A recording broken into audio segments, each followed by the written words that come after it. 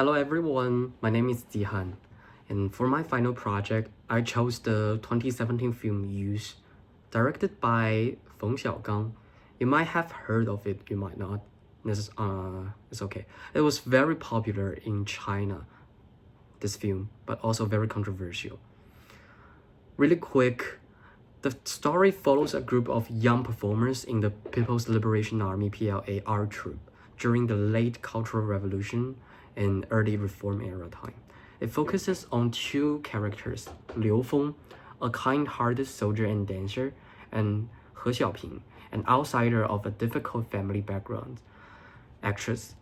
And through them, the film explores friendship, exclusion, war trauma, and the collapse of collective ideals as China moves from socialism into the post-Mao period.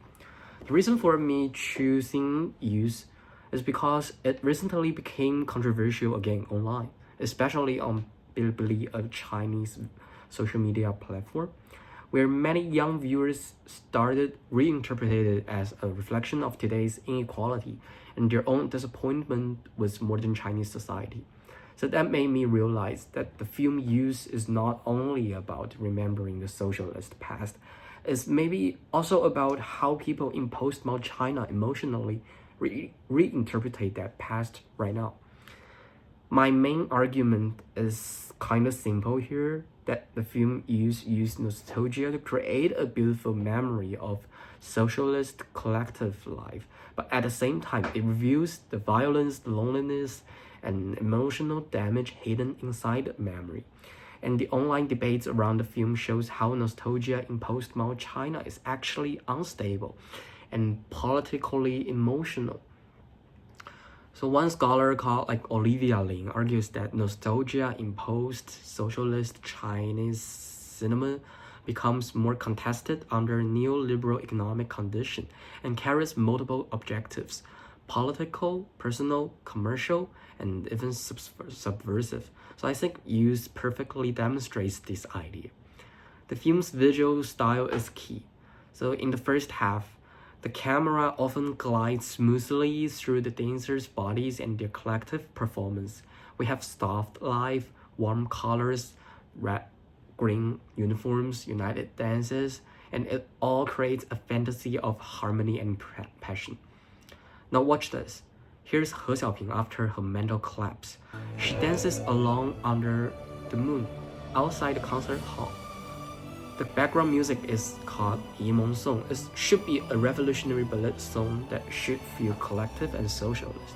But here it used to show her personal tragedy. The camera uses medium and long shots here, so actually isolating her with this collective space. She's completely alone, separated from the collective space, and this solo dance directly contrasts with all those group dances earlier. It implies the collapse of collective belonging here. The film also used visual contrast to break the nostalgia itself. The first half is warm, useful, beautiful, and the second half is actually dark, muddy, and violent. Here, so Liu Feng loses his arm in the Sino-Vietnamese War. And after he returns to civilian life, he becomes isolated, forgotten, even humiliated. These scenes crushed the romantic vibe from earlier. They remind us that revolutionary idealism was built on massive sacrifice and suffering. To understand the film's social commentary, He Xiaoping's story is crucial here. She gets excluded because of her family background and social class. And in this scene, we can see other girls accuse her of wearing a sponge pad in her bra. But, well, actually just the bra. But really, they're just targeting her because she's already an outsider. And earlier, male dancers also refuse physical contact with her, saying she smells bad. These moments show the ugly side of this collective. It's not just unified, it's also hierarchical and humiliating. This is why the recent online debates are so significant, I believe. So some young viewers today are not nostalgic for the Cultural Revolution itself. Instead, they are nostalgic for the feeling of collective meaning, emotional certainty, and social belonging. things that seem absent in our market-driven society, the writer Yan Geling actually responded to these interpretations, saying many viewers were projecting present frustration on the film. And I think that's exactly right. So youth become a space where memory, inequality, loneliness, and generational frustration all intersect. The nostalgia in the film is never just about the past. It's also about dissatisfaction with the present. And I really recommend us watching the film Youth, not just for its beautiful cinematography here, but to better understand how post-Mao Chinese society continues to struggle with its collective past and its uneven, lonely present.